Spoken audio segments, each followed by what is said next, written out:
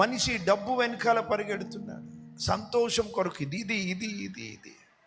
ప్రియులారా, ఏది సంతోషాన్ని ఇవ్వలేదు. ఒక్క మాట, డబ్బుంటేనే నిజమైన సంతోషం అంటే బిలియనీర్స్ ఎందుకు సూసైడ్ చేసుకుంటున్నారు?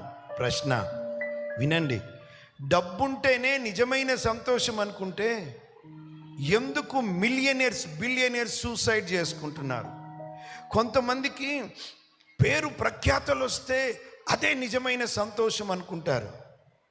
ఒకవేళ అదే నిజమైన సంతోషం అయితే హీరోయిన్లు ఎందుకు చచ్చిపోతున్నారు? అందమే సంతోషం అంటే అందమైన హీరోయిన్స్ ఎందుకు సూసైడ్ చేసుకుంటున్నారు? ఒకప్పుడు మెగాస్టార్ తర్వాత ఇంకెవరు మెగాస్టార్ అవుతారా అని అనుకుంటుంటే ఉదయ్ కిరణ్ అనే యవనస్తుడు వచ్చాడు సినిమా ఫీల్డ్లో. He's going to rule Telugu cinema field అని అందరూ మాట్లాడుకున్నారు. But the sad part is this, Uday Kiran జీవితంలో సంతోషం లేదు. నిజమైంది.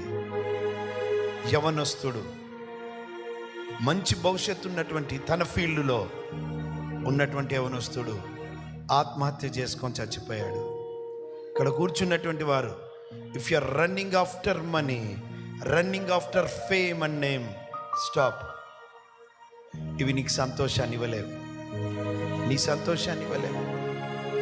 ఈరోజు అటువంటి వారు ఇక్కడ ఉన్నారు. But Jesus came. యేసు ప్రభు ఎందుకు వచ్చాడో తెలుసా? కోల్పోయిన మానవుని సంతోషాన్ని తిరిగి మానవునికి నిజమైన సంతోషం ఇవ్వడానికి వచ్చాడు. హల్లెలూయా.